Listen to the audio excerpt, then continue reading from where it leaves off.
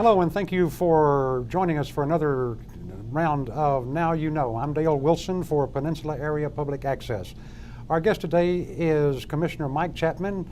He is on the Board of Commissioners for Clallam County and will be not running for re-election for County Commissioner, but is going to be running for the state legislature as the House of Representatives in position 1.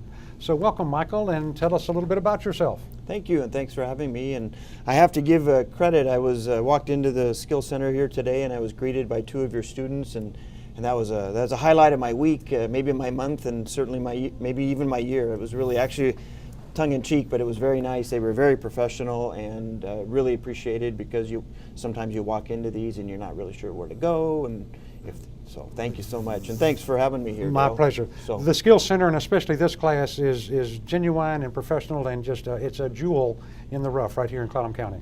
You may not know, I actually taught here at the Skills Center, and was good. One of the original teachers when the building first opened up, and taught law and justice classes for a number of years here at the Skills Center. So my heart and some great memories still lie in this building. It was a wonderful opportunity. Anytime you're working with young people and trying to educate young people, it's a great reward and a great experience. So it's just one of the many things that I've gotten to do in my life. I was a teacher as well, and I always tried to prime myself to remember tomorrow is right in front of you.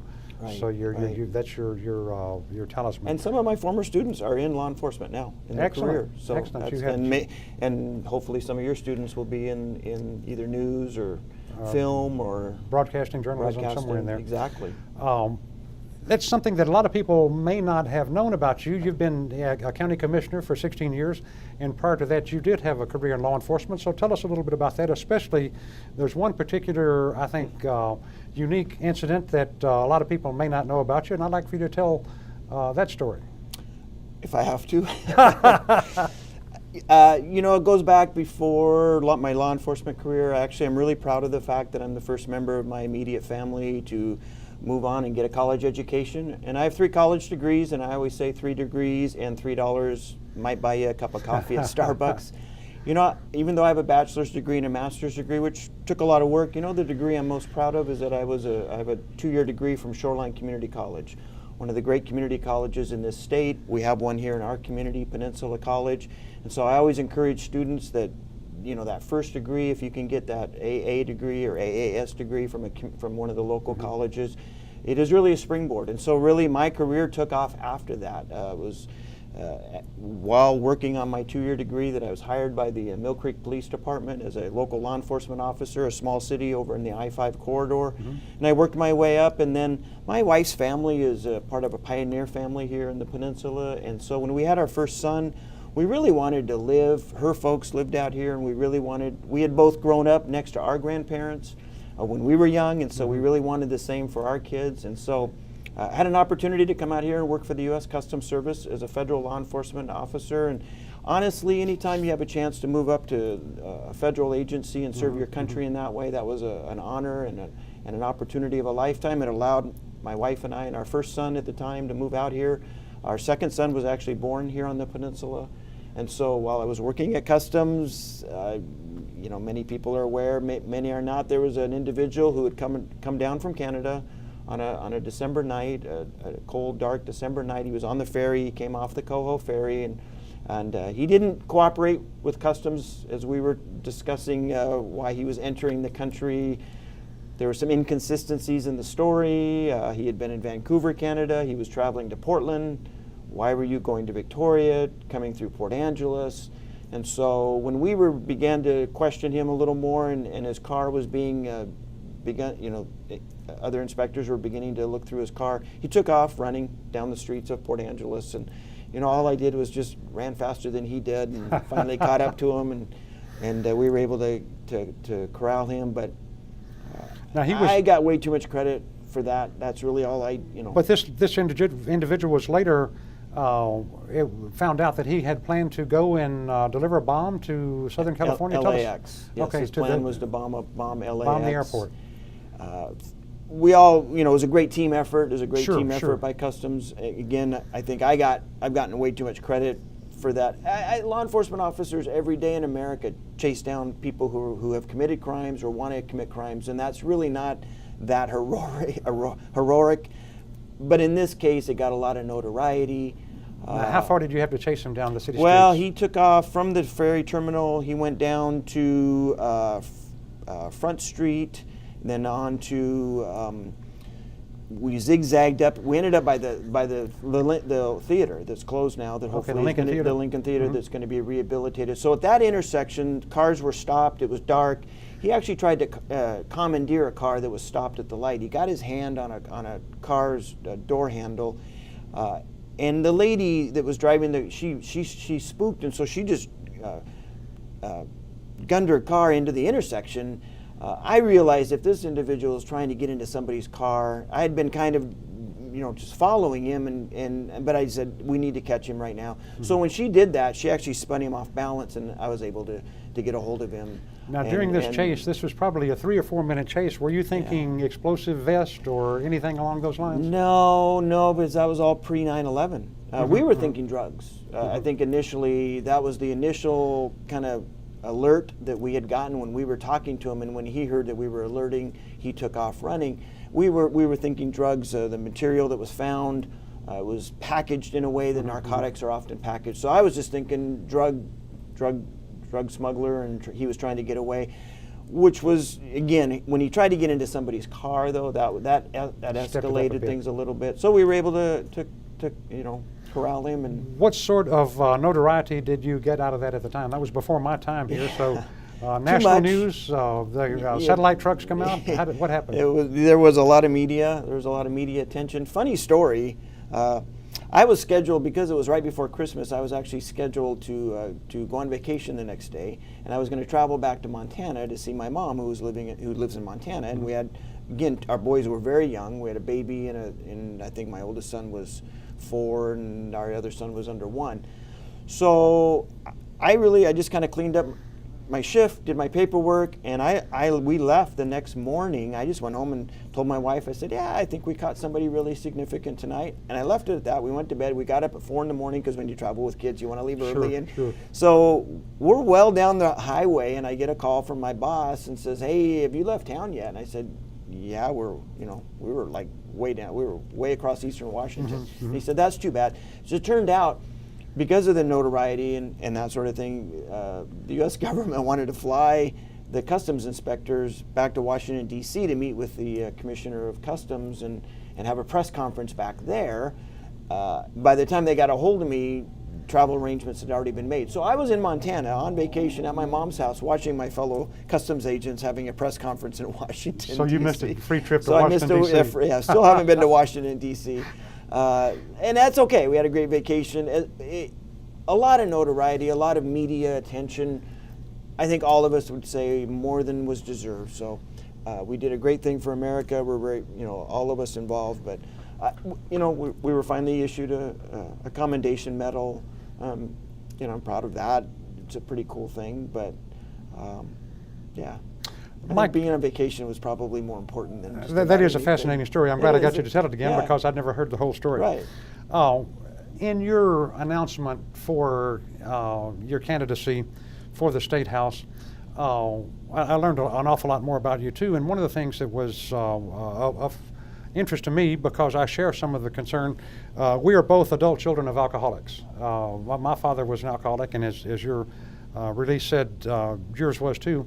And my thoughts about that, there's a huge volume of studies and psychological studies on adult children of alcoholic, and they suggest that some of these adult children will overcompensate in order to try to make up for what their parents may or may not have provided them.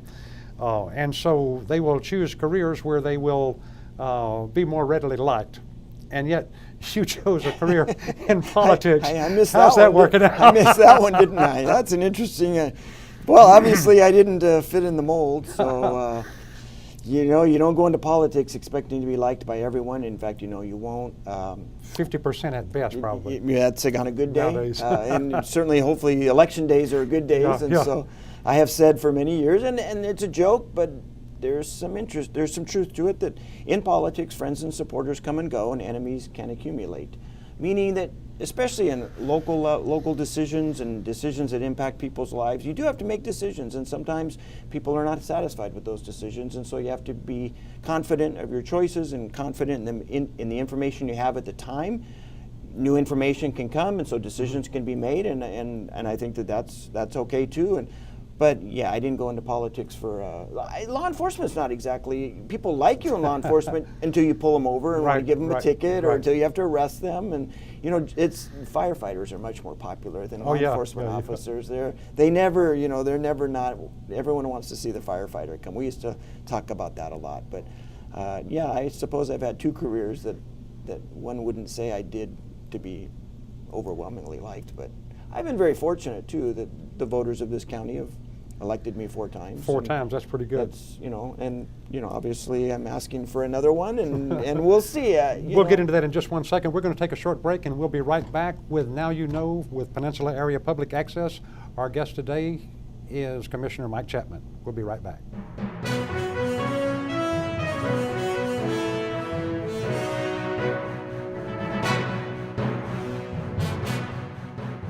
Hello and welcome back to Now You Know with Peninsula Area Public Access. I'm Dale Wilson. Our guest today is Commissioner Mike Chapman. Commissioner Mike Chapman is running for the State House, position 1 for the House of Representatives, and we're fortunate to have him in studio today to tell us a little bit about himself and what he intends to do once he makes it to the big house, the State House.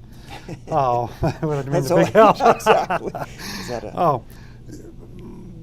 Commissioner, you've been a county commissioner in Clallam County for the last 16 years, and a lot of good and not so good commissioners have come and gone during that time. Most of that time I was not here, so I'm just getting that on what I've heard. Tell us about some of the more memorable characters with whom you've served, not only on the county commission, but those whom you met in where the job took you to water areas. Oh my gosh, I've never been asked that question. That's a really, well, this is not a political answer, but it'll sound like it.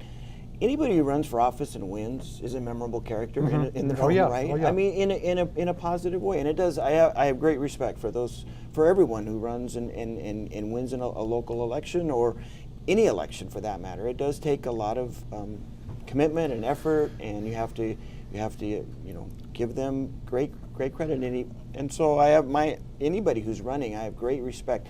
Even people that have run against me in some of my contested campaigns. We've always ended up at the end of the campaign with great respect for one another. There's always that moment where you're maybe the last debate or something, and you wish each other best on election day. Early on, the early days of your being in office, did you have mentors either in the county or from other counties that you may have met people? No, you know, that's interesting. My wife and I talked about that in the first few months of my office as a commissioner. You know, in law enforcement, you have the academy, and so you're completely kind of sheltered and protected in the academy, and that you're not actually enforcing the law, but you're learning all about it. Then when you come out of the academy, you have what's called a field training officer, of which I had been under one. I had been a field training officer, and so I was really familiar with that model of a mentor and a model of kind of, hey kid, here's how here's what you can do, here's what you don't do. This, I know they said this in the academy, but on the street, this is really how it's going to work, and just that mentoring. You know, as an elected official, there's really no mentor, and maybe in other boards, and maybe if I'm fortunate enough to be elected to the State House, it's a little different. But because of the Open Public Meetings Act, and because the Board of Commissioners is 3 people, there's no mentoring allowed, because you can't talk to one another about business, about the job, except in a public meeting. And that would be really awkward for a senior board member to mentor a junior board member in a public meeting. That would come across as kind of patronizing maybe. So I think there has to just be a sense of patience in that if there are new board members, and I've now served with long enough at the county level that a number of new board members have come in. You just have to be patient and let them ask questions that you yourself a long time ago kind of figured out. And what I found is I'm trying to, like this year's board, I'm in my 16th year, and this is an awkward dynamic because I have Commissioner Peach is just starting his 2nd year, and Commissioner Ozias is now, at the time of this taping, just finishing up his 4th month.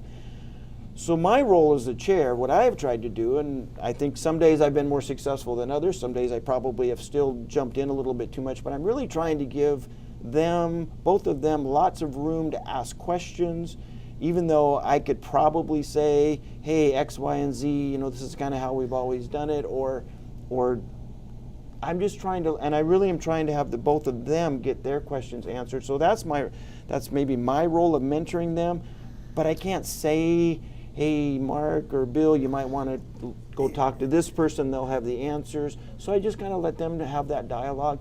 It's been my perception that you are either consciously or unconsciously moving Mark out to the front a little bit, giving him more responsibility, more opportunities, and I think he's doing a great job. He's come along great. You know, it's interesting. My first 11 years, I was in my third year of my third term, and I was still the junior member of the Board of Commissioners.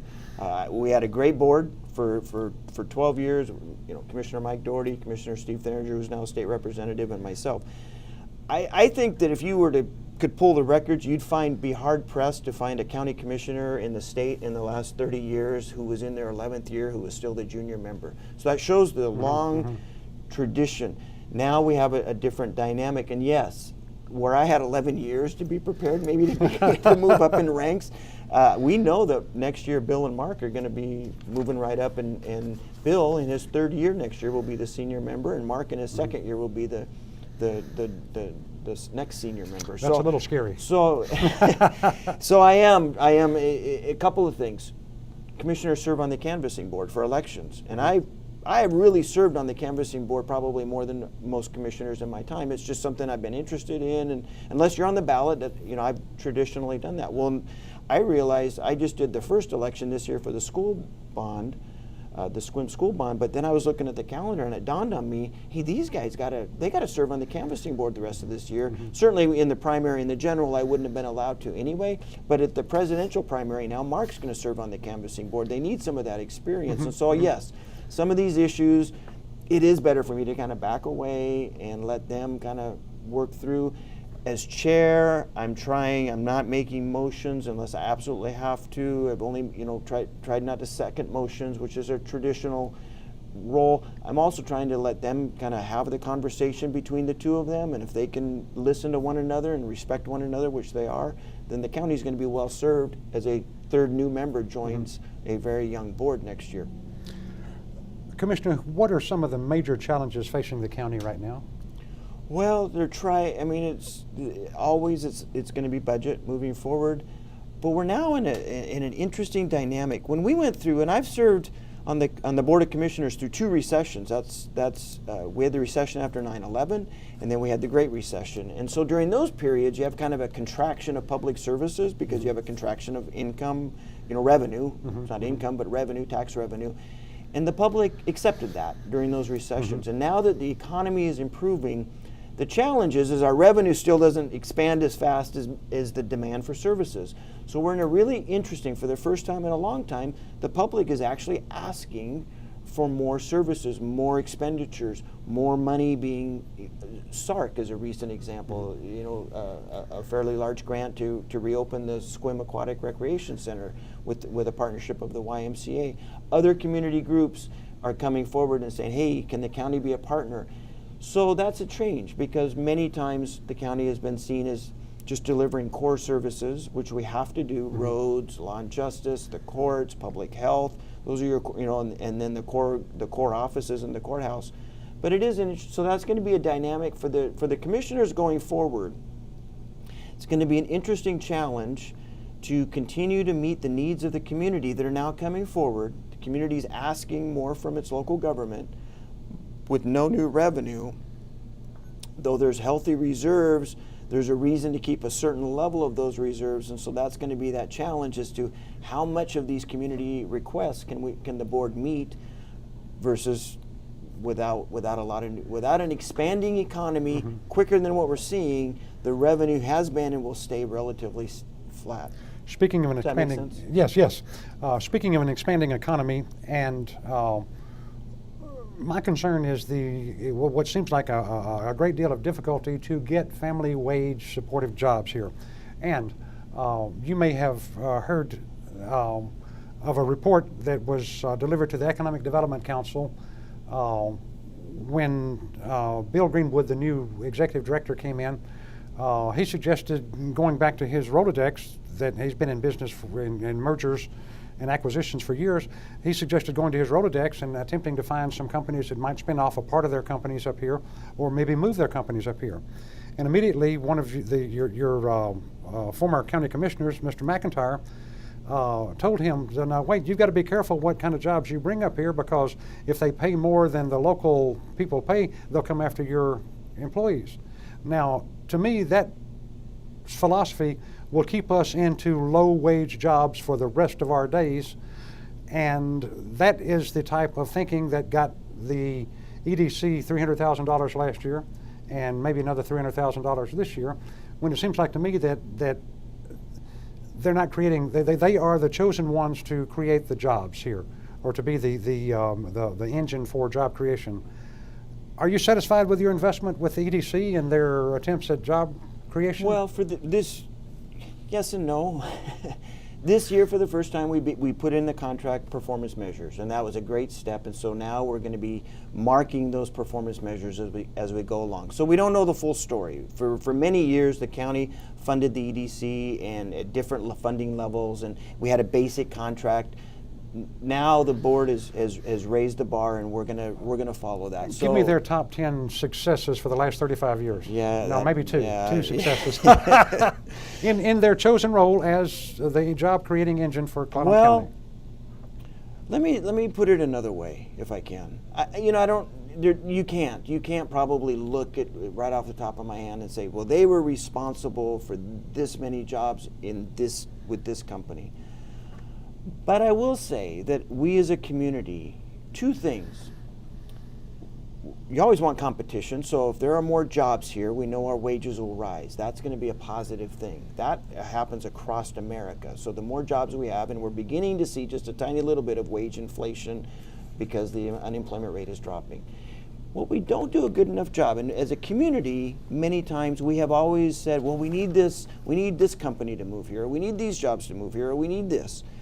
And it would all be nice, and if it materializes, those are great jobs. But you know what we don't do, Dale? I don't think, in economic development, is we don't celebrate the jobs that we have here today. And we don't do enough good work of promoting the jobs that we have here and the companies that have employed. You know, there are companies in this community that have employed individuals for 10 and 20 and 30 years through recessions, through 9/11, through economic hardship. I have a very good friend who's worked for a local merchant, over 30 years. One job. It's a union job. Great. He's raised a family. He's bought a house. He's bought multiple cars. I know there are people at the local car dealerships that have worked there. What we need to do, and what I would like to see more of, is reaching out to those local businesses that are thriving here, and that may be one of the changes that we're seeing in the EDC for the first time, because this wasn't a strong point. Reaching out to those local businesses to find out, how can we support you be more successful? How can we support you in your business? And what do you need? And more of a listening tour with those local businesses. And now for the first time, anecdotally, but it's a good sign, we're seeing more businesses wanting to be associated with the EDC, because I feel like those businesses are feeling like they're being validated for being the business here instead of, and I have talked to enough people to say, it's great when government, everybody says we want to attract X, Y, or Z here, but they often felt like, but we're here now, and our workers are here, and many of us, many businesses have poured their life, their hard work, and they have employed people who have raised their kids, voted for school bonds, buy the houses, buy the cars, and so that, to me, is one of the most positive changes that I see coming out of the EDC, is that partnership with local businesses. Here's what I don't disagree with that, but that's a change. I agree with everything you said. But here's one of the conflicts that comes out of the EDC. Most businessmen, especially most conservative businessmen, will suggest that government needs to step out of the way and let us do our job and pull yourselves up by your own bootstraps. I've heard that once or twice. But right now, the taxpayer money is still supporting at least 50%, maybe more, of the EDC budget. Now, how does that square with all of these major corporations that you see on the full color page in the newspaper? Why do they still need taxpayer money when they have capital that probably exceeds that of the county. The goal is that they won't at some point. And this is a transition period. If the county had literally just pulled its funding, the organization would have ceased to exist. And I feel like what they're doing to promote and support local businesses is a worthy investment right now. It is not probably. I think in the next year or two, boards of commissioners will have to make that decision as to what funding level. I'm encouraged because I like the emphasis that the EDC is making on supporting and promoting and being a partner with local businesses. To me, that's the biggest change that I see. Time will tell if that was a worthy investment. Time will also tell that if we just pulled, it's true that if we had just pulled our funding, the EDC would cease to exist. And then we're kind of waving the white flag, possibly. I would view that as waving the white flag on economic development in this county. And so I think there is this public-private partnership. At what funding level? Right now, it's $150,000 that we funded it this year with performance measures for the first time, with metrics, with quarterly updates from the EDC. So we're going to see through this year what next year's board, how they want to move forward. That'll be an interesting decision.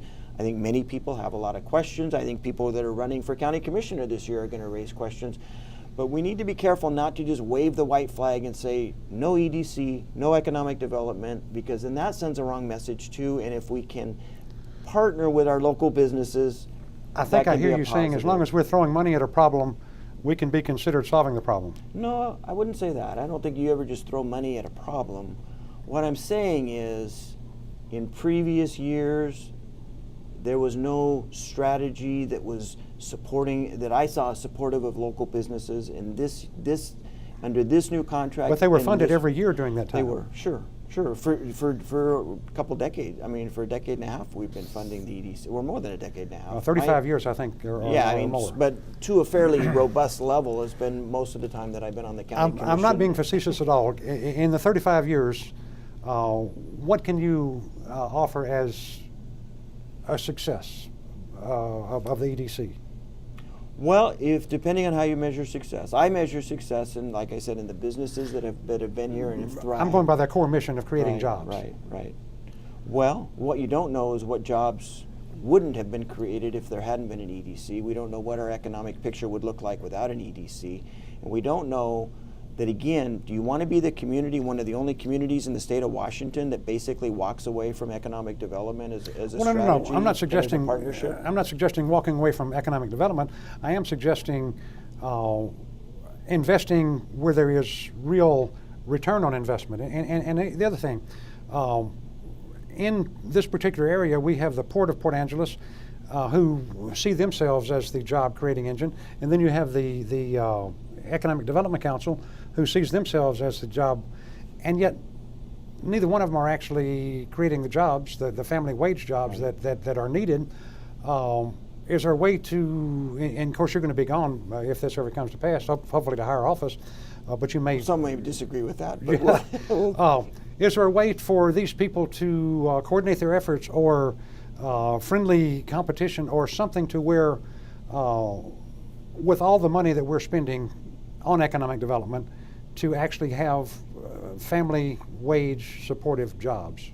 If you remember last year, we actually had that conversation, and the Board of Commissioners met with the Port Commissioners as to whether the role of an Economic Development Council, it's really, it's called the Authorized Development Organization that we've authorized the EDC to be. Should we partner with the Port?